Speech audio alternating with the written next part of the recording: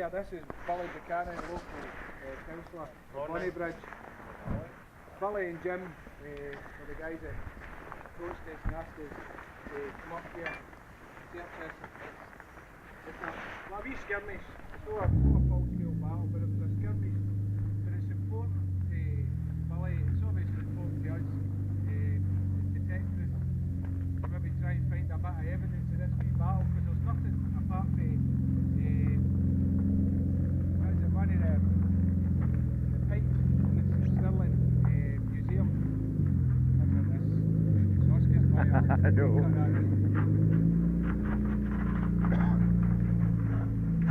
You should see here.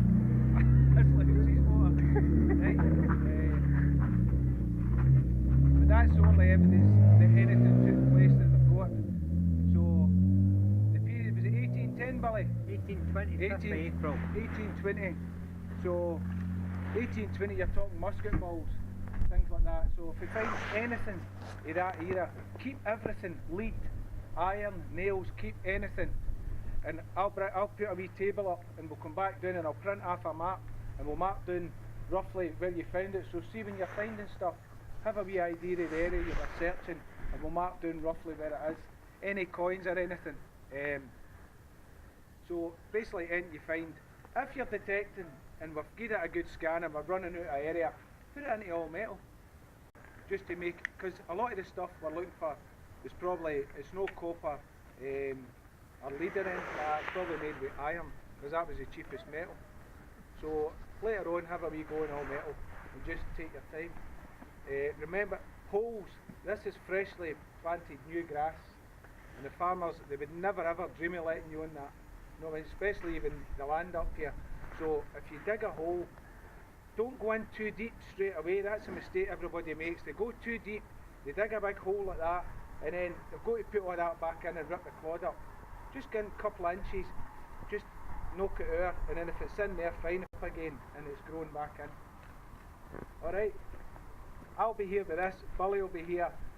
I'm going to get Solas. If you're not sure what anything is, just come on and give us a shout. Guys, this is Councillor Billy Buchanan and Jim, who have helped to organise this day here. Billy, can you tell us a wee bit of history about what's going on here? Well, obviously you can see with the stone that it commemorates the last battle that was ever fought in Britain, which was the Battle of Bonnymuir on the 5th of April 1820. This was what they classified as a radical movement. At that particular time, for a few years, there was a lot of unrest in Britain because of the high taxes that the workers had to pay. There was revolts. The first one was in Manchester, and it was called the Peterloo Massacre, when there was a number killed there, when the troops mowed down the people that were, and they called them radicals. But what happened was the government sent in an agent provocateur called King, and his job was to flush out the leader of the radical movement. And it ended up that they'd stated this King was going to organise hundreds and hundreds to come up here to Bonnymuir. They were going to march down to the Cairn Ironworks and they were going to blow the government out in Edinburgh.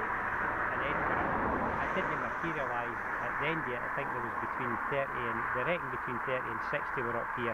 They got an opportunity to surrender, but they decided with a banner flying, Scotland free of the desert, that they're going to fight. Unfortunately, they weren't equipped for that. They had only pikes and a few muskets, and most of them were severely wounded. They were taken in carts down underneath the canal down there, and they renamed the pen under it the Radical Pen. They were taken to Stirling jail, and subsequently in the trials, 2 of them were executed, hung, drawn and quartered at the last public hangings in Stirling. The rest were sent to Botany Bay, and that ended the uprising in the UK as a whole, because people realised that the government was just going to clamp down on them severely.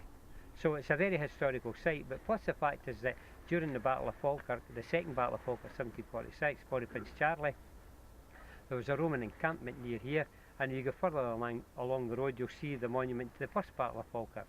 There's also to our left, just down there, was one of the finest pieces, the Roman wall that's left, and that's called Roughcastle Fort. So we've had a timeline. We've also had a gold armlet bracelet was found no far from here as well. showed there was a Bronze Age settlement here, and that's 3,000 years ago. So there is a timeline here that stretched back that far, and this is a real historical day here today, and I'm hoping that the Metal Detecting Club, who I'm delighted to come out, maybe find some sort of artefacts for any of these periods that would really sit well within the Chambers Pulpit Council.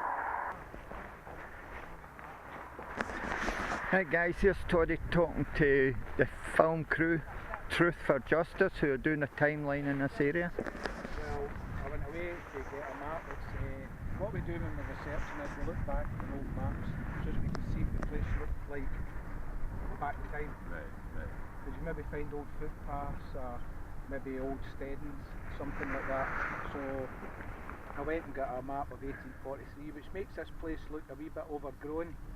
Maybe that's how they chose to have a fight here. They were it was overgrown and they could hide in it where the grass was long. So I printed it off. So what we'll do is, when anybody finds anything, what we'll do is we'll mark down their name and a code so that we know who found it and where they found it on this area. That's what we usually do. That way we can give the information to the local archaeologist and whoever else needs it. Right? Thank you. That's very nice. So that's what we do. We usually get an area, we have a spreadsheet. We mark like 01 with the person's name and what they found, 02, whatever, and that way we could maybe see a pattern. See if we see a pattern, it could be like a footpath. So if you're getting all the finds in a certain area, you know what I mean? So you can actually start seeing there maybe have been a footpath or a steading or something happened. Sure. That's how you do it. As I say, we do this every week. We're out doing this weekly and research all over Scotland. We've turned up stuff from Celtic, Roman, medieval, you name it, we've found it. As I say, we do it for the love of the history. And whatever we find, we record it at the local museums and the National Museum, and it saves from the plough, because the plough damages it. Every year it gets smashed up with the plough. Every time they plough it and they harrow it with the big rollers, it can damage the artefacts and coins. Metal detectors are actually saving it to that over the years, because we find a lot of stuff is broken, and that's how it's broken. It's not just ploughs as well, is it?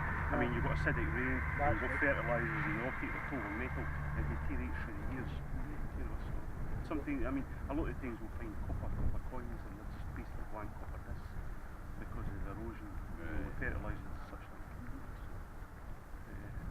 So it's nice to find a coin in these conditions, one that you can get detail of, you know, information.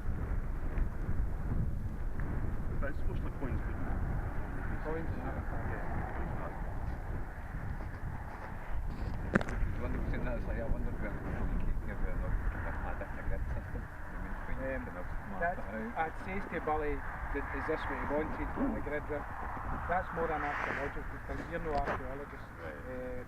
They say when metal detectors, and you wouldn't believe how much metal detectors can cover, how much they can cover land. Honestly, I run these digs weekly and you can fairly eat it up and they search it, really search it well. I did say when we start to work up and down the hill, but this would give us a general idea if there was anything here. Then obviously with Roman activity in the area, there's Antonine walls down here. A good chance, because it's high up, we maybe picked Bronze Age or Roman up, because they favoured higher up spots so they could see everything surrounding them. So if we did find anything and it was maybe important, then archaeologists could come in and we would obviously come out and help them, and we could do a more detailed survey of the area. Remember us over at Cambus Kenneth it was? Yes. Stirling Castle. And they were talking about the time team coming out.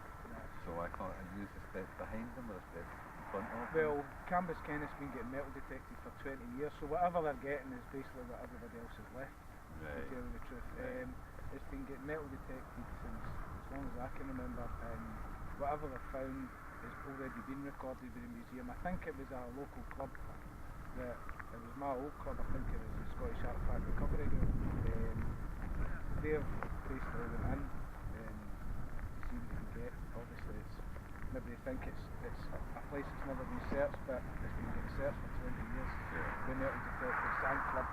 So it's no Well, there've been a few things coming up as far as I hear.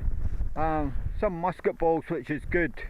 I got my first wee bullet myself. A wee tiny thing. No idea if it's modern or old, because I'm not really up on bullets and things, but for the 1820s it could have been something like this that was getting fired, so I'll let some of the guys that know more than me about it see it.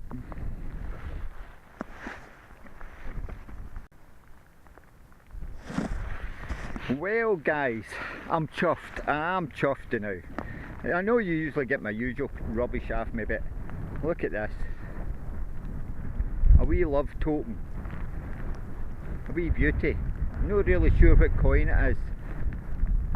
I'll get Toddy or something to identify it if they can. But there, first wee bit of silver. Well done, Alex.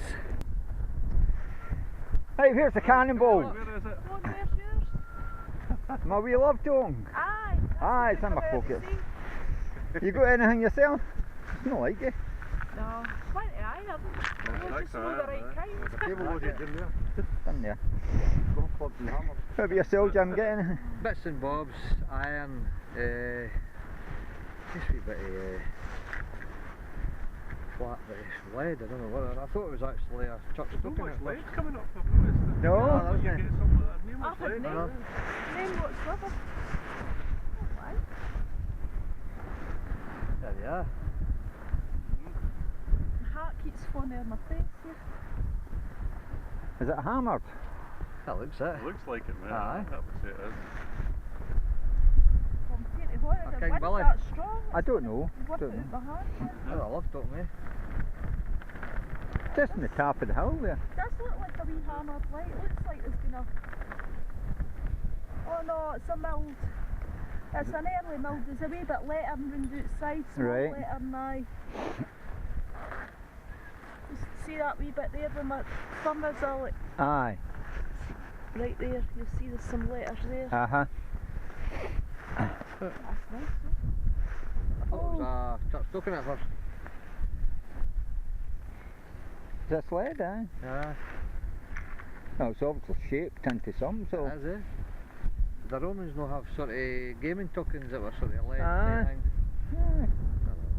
Could be something like that. Every time I wipe my nose, it's like sandpaper. I got it. Right, I'll let you Cheers, thank you. Fonda. Right.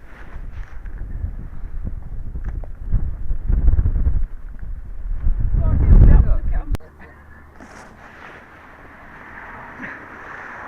Hey, where we go, guys? Alex, come here, you see this? Now this could be a bit of history. What is that? What could it be? There's nothing to attach it to. Right? It's not a palm guard. Yeah. For pushing that would probably break, right?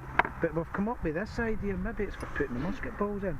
Look at that. Ah, perfect setting. Could I be controversial about this? No. You're wrong, Jim. Don't swear, Alex. We think that's what it is, a musket ball tray. Look. A musket ball trace, you've got a name now! Fucking me. You've got a name! That's what it is. But what else do you think it is for the fingers? I don't know, Todd, but I think it's a musket ball tray. Jim, you're awful negative. Here's the other half of that horseshoe. Jim, you're awful, been awful negative. Ah, it's not like you, Jim. Arms bearer. Big You always musket see balls. the darkness and things.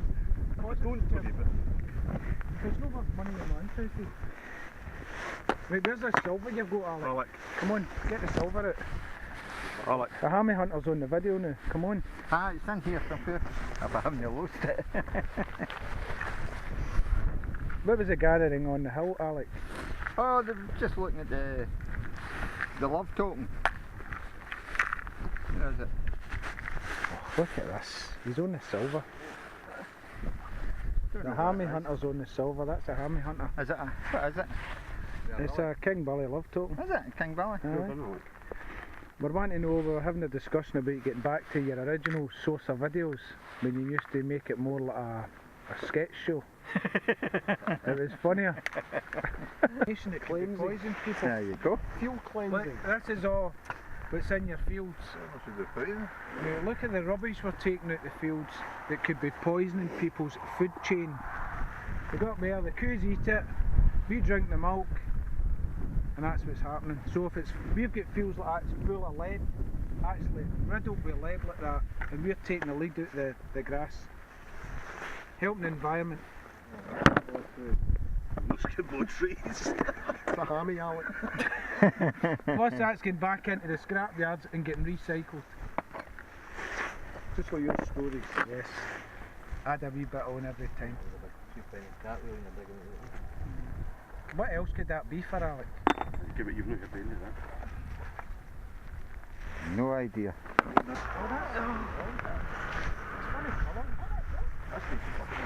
Is that a wee buckle? Just a bit Oh, see, Ali, you get that camera out quick.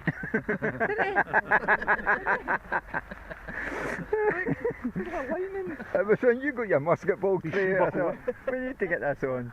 What's wrong with it? Different sizes, the ball is right, look. what size is it?